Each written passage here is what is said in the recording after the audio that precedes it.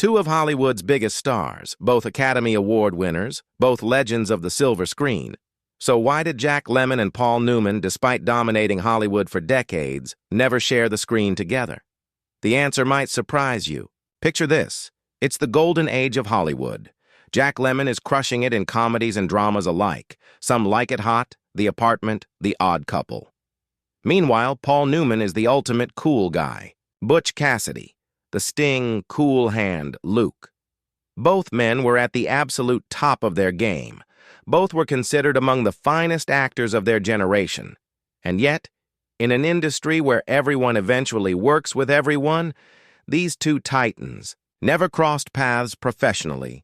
Now, you might have heard rumors about some bitter rivalry or personal hatred between these two. Internet stories claim Lemmon couldn't stand Newman, that there was some deep-seated animosity.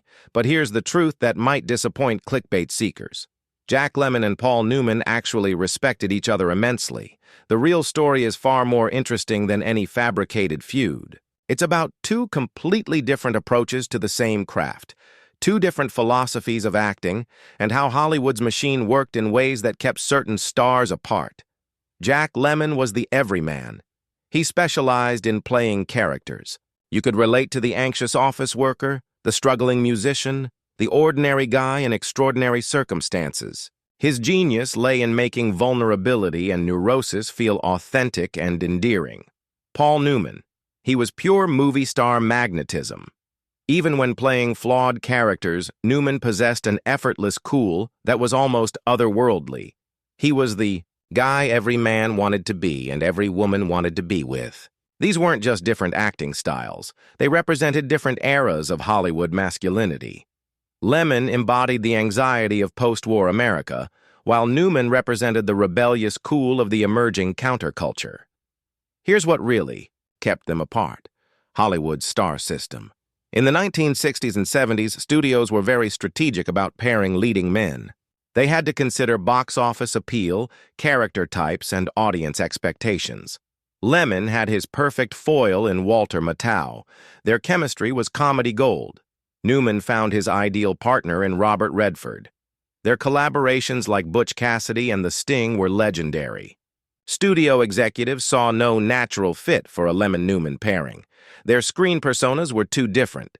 Their fan base is too distinct. It wasn't personal, it was business. But there were near misses.